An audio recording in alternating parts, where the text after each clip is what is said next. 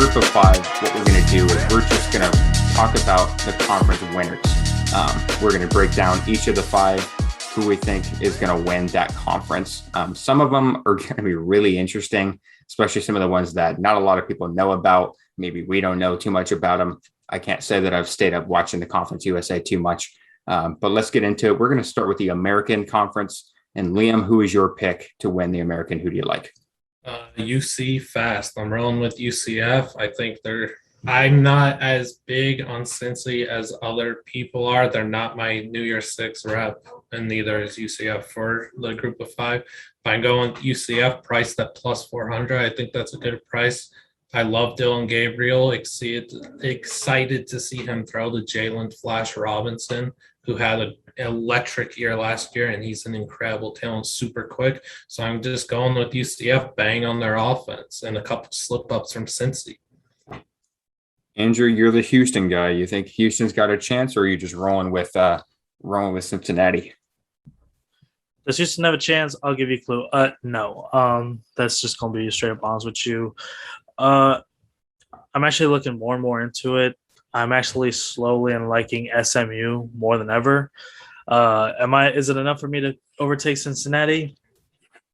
You know what? I feel like throwing out a hot take. I'll go with SMU. I think SMU does have a lot of good returning talent this year. Ulysses Brentley is a really good running back. He led the AAC in rushing last year. I think that's something to think about. They got two really good wide receivers. One of them that Liam even wrote about, Rashee Rice, 9 returning stars on offense.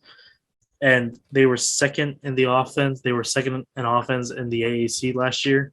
They're going to be really electric to watch. Yeah, screw it. SMU, winner of the American. I can get behind that. If I could just speak on SMU really quick and go off what Andrew was saying, 3 very good receivers in Danny Gray, Reggie Roberson, Rashee Rice. Then you have Grant Calcaterra returning from retirement. This is a very good offense that should be one of the best passing attacks in the country with a really good running back in Ulysses Bentley. I think the defense is also underrated as well. And they got Isaac Slade-Matautia, who's a big transfer from Oregon. Definitely didn't see his transfer coming at all, but I think he makes a big difference. And Jim Levitt is a guy who's in that defensive coaching staff. He brings the juice to defenses wherever he goes. So I definitely think that SMU is going to be a contender for sure. Doug, where do you go in the AAC? I'm going to be a lazy one here, and I'm going to pick Cincinnati.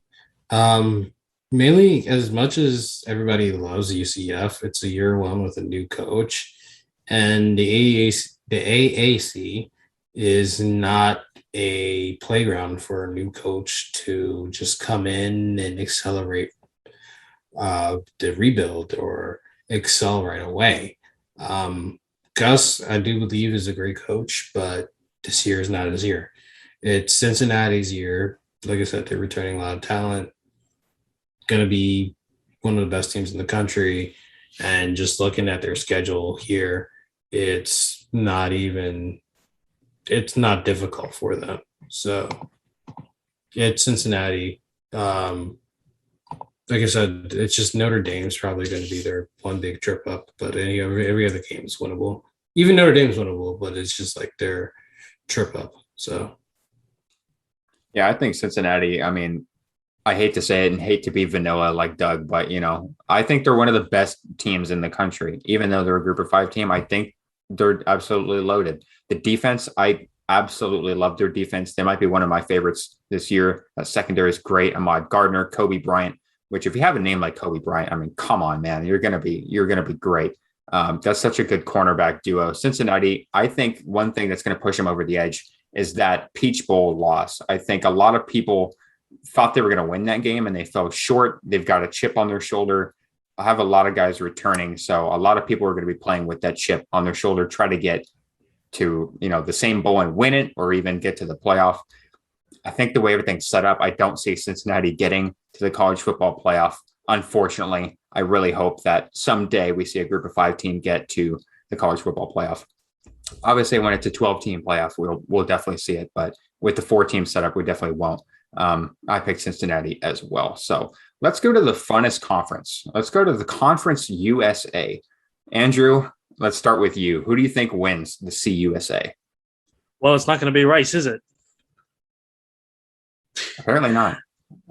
So I'm actually going to give it to UTSA. Actually, I got a lot of love for San Antonio. Got a lot of friends that went to UTSA, so I'm kind of somewhat obligated to say UTSA. But in all seriousness, I'm looking at UTSA's schedule. It's very winnable to me. There are projections having them winning, possibly winning the conference at 8-4. I think they could go 9-3, maybe even 10-2 on some cases. I mean, they returned 21 starters this upcoming season. Think about that, 21 starters. The fact that you're essentially returning your entire team. I think they're going to get the win over Illinois at Illinois to open up their season. As far as losses that I see, at Memphis, maybe at Louisiana Tech, maybe. I think they're gonna beat North Texas at the end of the year. A lot of talk for Marshall, but Marshall also has a first-year head coach. I'm actually going to give the edge to UTSA. I went with UTSA as well. I'll leave it at that. I think they're absolutely a very underrated team nationally. I think they had a good start last year. I think that they're going to be one of the most talked about teams this year in terms of the group of five. I think they pushed that 9-3, 10-2 level. Liam, what do you think? Go ahead. I was going to say, just a quick note on UTSA and the city of San Antonio. City of San Antonio, if you're listening to this podcast, get UTSA their own football stadium. Get them out of the Alamo Dome as soon as possible. I've been to the Alamo Dome multiple times. It is not a fun stadium to go to. Your parking is terrible. Put a stadium outside in the La Cantera area of San Antonio, right outside the university. There's plenty of area to go. And also, I'm sorry, but if you live on campus on UTSA, it is not worth the 30-minute drive to experience a game at the Alamo Dome. Just want to put it out there. Thank you for that, Andrew. We really appreciate that insight. Liam, let's go to you about the Conference USA. But these fans should go out there and they should support UTSA, despite how poor the Alamo Dome is. They need to support these kids. They return a lot of talent. UTSA is my pick to win the Conference USA as well. They're priced at plus 300. I think this is a very good team that definitely beats Illinois early in the season.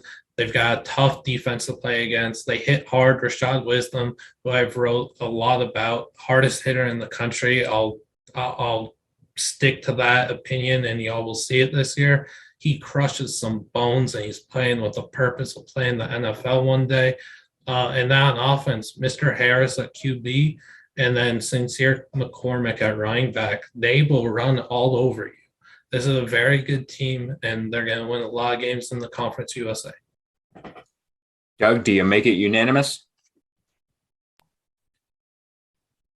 Yes, mainly because I know absolutely nothing about Conference USA outside of the fact that the original thought process behind, I was thinking of Florida Atlantic, but then I was looking at their offense from last year and it was poop. And I was looking at UAB and their offense was also not as great. It was good enough, but said there's new blood that's coming in the conference. There's a program upstart, one of the few new programs introduced in NCAA 13. Shout out Eric Sosa, who played this year's quarterback. But it's just I share lack of knowledge. I trust you guys for UTSA, so I'm rolling with UTSA. Insert like the Looney Tunes Roadrunner soundbite right here, and we'll go on to the next. Maction time. Let's go to the MAC. Let's go to the MAC. This is kind of a tough one. There were some good teams last year in the MAC, but overall, we all know it's going to be a really fun conference to watch. I'm going to go to Doug to start with you. What do you think? I had Miami of Ohio winning the MAC. They returned 19 of 22 starters, and the team won the conference 2 years ago. From the limited amount of time that they played football last year, they looked pretty decent in two of their games, and then Buffalo is just Buffalo ran the entire conference, so I can't really judge them on that. But in general, returning all that talent, the offense should be solid, the defense should be solid. So going with Miami, Ohio. Liam, I know you're a Maction fan. What's your pick to win the conference? First of all, I'd like to apologize to all those kids playing for Buffalo because they got dealt a terrible hand this season with their coaching staff bailing on them very late into the cycle. That's terrible, and multiple players leaving to go with them. So they are just set up for failure, and that's very unfortunate. But I'm going with Kent State, priced at plus 1,200. I think when you look at the MAC, there's so much randomness. So I like getting the price of Kent State, and I'm picking them over Ball State and Miami of Ohio, who both return a lot of talent. The main reason I'm picking Kent State is because I think they're coached excellently by Mr. Lewis. Dustin Crum is a sleeper NFL prospect. You watch the throws this guy makes, the accuracy he has. We hope to have him on the podcast soon. He wants to be a rocket scientist. And if you're that intelligent and you play the quarterback position, I will entrust you a lot to make these accurate throws. Marquez Cooper, excellent running back, sophomore year, true sophomore. You got to look out for him to be a potential NFL guy in the future as the MAC churns out NFL talent, whether we realize it or not. Yeah, there's always those guys that kind of appear out of nowhere. Like Corey Davis was one who ended up being a top 5 pick from the MAC. And a lot of people who didn't really watch, the MAC were kind of like surprised by that. So I definitely agree with that. And Dustin Crum is a phenomenal quarterback, a lot of fun to watch. Andrew, who is your pick? I gotta be honest with you, I know nothing about the MAC. So I'm just gonna piggy off of Liam and just say Kent State. Good choice. I got nothing. I'm being dizzy. I got nothing. Talk about how you like Dustin Crum. Dustin Crum is a great player. There it is. We're big Dustin Crum fans here at the transfer portal. I unfortunately did not go with his team though. I went with Ball State. This was a really tough call. I'm going kind of a vanilla route here, but I think their offense just looks too solid on paper. The one issue I do have is the offensive line. They had a lot of issues in pass protection last year. And the secondary was really bad. One of the, 15 worst in the country. But I do really like their quarterback, Drew Plitt. I like their offense, the receivers. I think their offense lights it up this year. They're kind of like an Ole Miss. I don't think their defense is nearly that bad, but I think they're kind of in that position where their offense is just going to outscore people. So yeah, the MAC, I'm definitely going to watch more of it. I'll definitely try. I think Ball State was one team I watched a lot of, which, I don't usually watch the MAC, and Ball State was fun to watch. I think they could have an even better year next year. Let's go to the Mountain West. Liam, I know you're a big Mountain West guy. You've talked a lot about Nevada. Are they your pick to win? Yeah, Nevada price at plus 400 to win the conference, I think is a ridiculous price. I think that is very generous. They're also totaled at 7.5 wins this year. This is a team I think goes 11-1 or 12-0. I'm looking at a sleeping giant here. It's an article I've got coming up. You've got an NFL starting quarterback in Carson Strong, paired with other NFL talent. Their right tackle, Aaron Frost, Cole Turner at tight end, the 6'6" monster that's going to be huge in the red zone. Elijah Cooks returning from injury. He went down after 2 catches last year, missed the whole year. He's a 6'4" receiver that produced a lot for them a few years ago. And then Romeo Doubs, my 5th ranked receiver in the country. That kid is exquisite, and he runs like a gazelle as you'll watch him burn defenses, no matter if one guy is trailing him or 2 or 3, he's leaving them in the dust.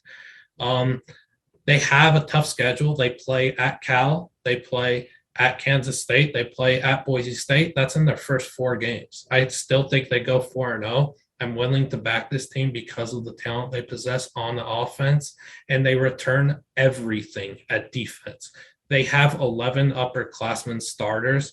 We've got to find guys who are going to step up and create havoc, because they didn't create havoc last year, but they were a very solid bend don't break defense last year that should improve. So this is a team that I think is so easy to back and obsess over, and they're going to be a whole lot of fun to watch. Some of these throws Carson Strong makes, it's ridiculous. Yeah, definitely check out Romeo Doubs, the article on our site produced by Liam himself. Definitely a good read. Doug, let's go with your pick of the Mountain West. I have San Jose State repeating. mainly because their defense was absolutely amazing. They were able to get to the quarterback pretty easily. They return a solid linebacking core. Nick Starkel's back offensively. And I was looking at their schedule, and outside of USC, their biggest game is against Liam's pick, which is Nevada. And Nevada, they have Nevada on the road. So that could be a conference tilt for any sort of positioning in case one of Cincy or Louisiana or Coastal falls apart. It could be a tilt for a potential New Year's Six slot. So go with San Jose State. Oh, yeah. Max, our buddy Max here at the Transfer Portal would definitely be a big fan of that pick. I went with a super hot take. I went with Fresno State. Now, I know that a lot of people probably are not picking them, but I think offensively, they're one of the most dangerous offenses in the country. They face Oregon at Autzen Stadium week 1 on September 4th. I don't expect Oregon to run them out of the building. I expect it to be pretty close. I think Oregon's defense is definitely going to be tested. It's going to be tough for Oregon because they play Ohio State the next week. So, but I think Fresno State's going to give them a run for their money. And overall, I think defensively, they look solid. They return a lot of guys. They were one of the best teams in the country at getting at the quarterback. So I think they're going to be, right back where they were last year in terms of talent. Production, I think they underachieved last year. And I think their quarterback and their running back and receiver trio is phenomenal. Jalen Cropper is one of the most underrated receivers in the country. I really like him to have a big type of year. So I'm going Fresno State. Not a New Year's Six pick, but I think they're going to win the conference. Andrew, what's your pick for the Mountain West? San Jose State.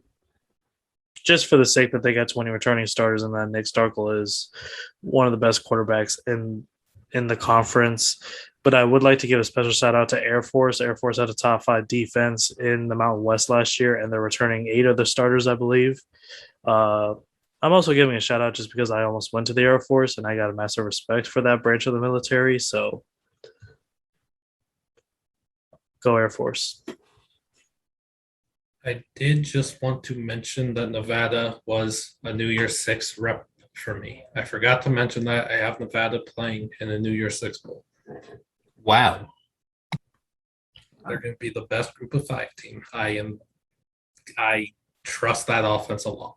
Well, let's go to the Sun Belt. We talked about it earlier when we were breaking down our top 25. There's a lot of talent, 3 big teams that have a ton of talent: App State, Coastal, Louisiana. Andrew, let's start with you. Who is your pick to win the Sun Belt? I'm going to go ahead and just say Louisiana. Louisiana Lafayette are returning a lot of starters. I am not throwing out the idea that they will lose to Texas week 1 if they somehow beat Texas. I say that like it's a miracle. No, if they do beat Texas, I think it could really set the tone for their season. And honestly, they probably deserve more national respect, to be honest with you. Yes, they do. They should have made our top 25. Washington should not, but that's just my humble opinion. Doug, let's go with you with the Sun Belt. Are you picking from those 3 teams? Are you going a wild card? Where are you going? I'm going with Louisiana. Like Andrew said, they return a lot of starters. I think their only hole that really exists on their team is their run defense. I don't think it's necessarily great, but I also don't think that teams can take advantage of a porous run defense enough for it to hurt them in conference play. So Louisiana should win the conference fairly. I wouldn't actually can't say fairly easily because it's actually an amazing conference, more competitive than 2 of the Power 5 conferences. But I do think Louisiana should win the conference championship game and somehow get stuck in the New Orleans Bowl for some reason because the Sun Belt tie-ins are not great. It's tragic. Yeah, let's give the Sun Belt some more love. They have a lot of teams that are going to be fun to watch. Liam, who's your pick? I am rocking with Coastal Carolina, priced at plus 220. I'm going with them over App State due to the quarterback play. I think Grayson McCall is a budding star. He's blossoming into a true talent, and the way that he is able to command this triple option concept of an offense that they run is it's a masterclass. He runs it so well, and they're super tough to defend. I think they're going to be a really good team. And looking at their defense, Teddy Gallagher, Silas Kelly, those are two of the better linebackers in the country. Jeffrey Gunter, who destroyed Zach Wilson at the end of the half last year. That kid has an extremely good work ethic. And DeJordan Strong at cornerback, a transfer from Northeast Mississippi Community College, that is another lockdown corner, and their defense is sick. They're going to win a lot of games. Coach Chadwell's probably getting hired after this season by a bigger school. I love this team a lot. I love this conference, and it's hard for me to just pick and highlight one team when there's so much talent out there. I'm going to make one more hot take before we finish this episode off. I'm going to say that Grayson McCall is a Heisman finalist. I think he's going to be in New York. I think he's going to be one of the top 5 quarterbacks in the country. I'll leave it at that. I'm not going to go top 3. I feel like Spencer Rattler is going to win the Heisman. We'll talk about that in a little bit to finish it off. But yeah, I went with you, Liam. I went Coastal Carolina. I think the group of 5 is powered by Cincinnati and Coastal. I think those are going to be the 2 teams that potentially go into a New Year's Six Bowl. Coastal, I think they finished top 15 in the country at the end of the season. I think they could definitely be a New Year's Six team. I'm not going to put them there just because I don't think they get that respect from the committee, which is very unfortunate because Coastal, like you said, is just nasty on defense. And they played with an edge last year, which I think a lot of, group of 5 teams, they didn't really have that. And for some reason they had that and it fueled them and they just dominated last year. So I look for them to win this conference, not handily, because like you said, App State, Louisiana, loaded teams as well. And behind them, there are some good teams as well, but I think Coastal Carolina comes out on top. Well, let's finish it out with our Heisman picks. Some of us alluded it a little bit. Doug, you mentioned yours briefly, but who is your pick and why do you have that? It's Spencer Rattler. And to make it pretty easy for everybody, Oklahoma's going to run their conference. Spencer Rattler finished off the season amazing. I think he only threw 2 picks in his last few games compared to double-digit touchdowns. With how Oklahoma is going to play with Mims and a few other breakout receivers, it should be a route for Spencer Rattler to win the Heisman. And my dark horse, sorry for misspeaking earlier, my dark horse is if USC does follow with my prediction and wins the Pac-12, Slovis would be my Heisman dark horse because he'd be leading the charge at the Pac-12. So Heisman, dark horse, those are my 2. Andrew, who's your Heisman winner and your dark horse? My winner is going to be DJ Uiagalelei from Clemson. How would I put him? I think he's a bit of a Pandora's box, as in we already know what he's capable of doing. Now he's going to have the full season under his belt. I think Clemson, they should go 12-0 this year. Yes, Doug, I'm sorry they're going to get the win over Georgia. I mean, he in his starts against BC and Notre Dame last year, he averaged almost 400 yards of passing yards in each game, which is spectacular. So I think he's going to win it. I think Justin Ross is going to help him out a bunch win that award. My dark horse, for those that already know, I still think it's going to be Isaiah Spiller. I really do. The more I watch his tape, the more I love the guy, the more I love the way that he plays. He runs hard. I think he's really going to solidify himself as a dual threat guy, even though A&M has other running backs that can help fill that void. Are the offensive line that A&M's got to make the replacement with, is that a bit of a concern? Yes, a little bit, but I think it'll all gel together. And I think Isaiah Spiller, I think he's going to have I'm confident that he's going to have at worst an All-American type season.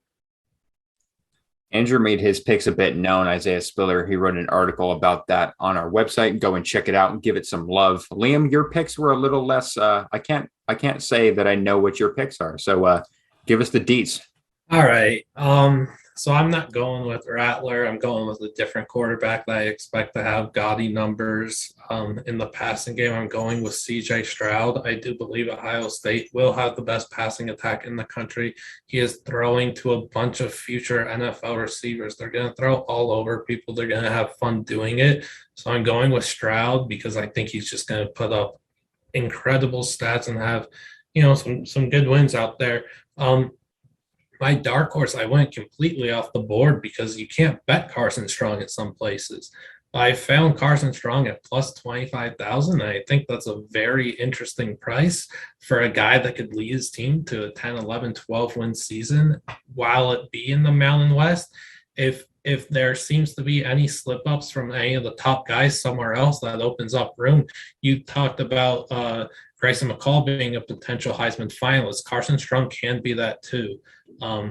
Again, they're playing in the Mountain West. He has 3 tough road games early in the season that he could cement his Heisman campaign, and we could build off that as the season progresses. You're throwing to NFL talent, and you're like, he's in such a good situation. They are going to throw all over people, and he's going to throw 60, 70-yard touchdowns that we obsess over. So I'm going with Strong at that price. I think that is way too generous. Well, I don't think he wins it, but that's a good bet to make, in my opinion.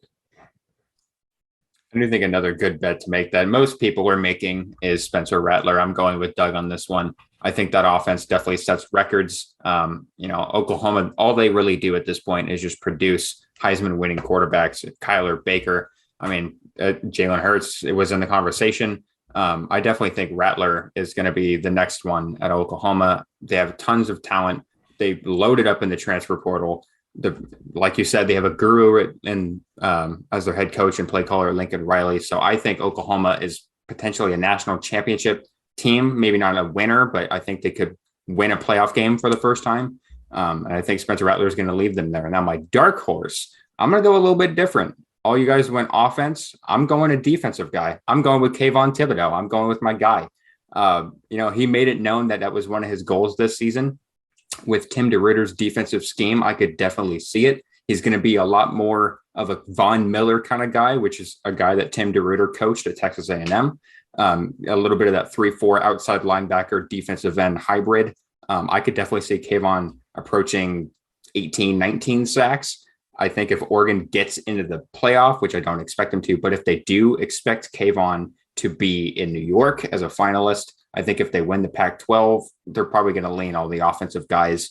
But I think Kayvon, he's going to be the best defensive player in the country this year. I think he's already widely projected to be that. So it's not really saying anything crazy. But I do think he's going to be the guy to potentially be the defensive player, the Manti Te'o of sorts, to be in New York.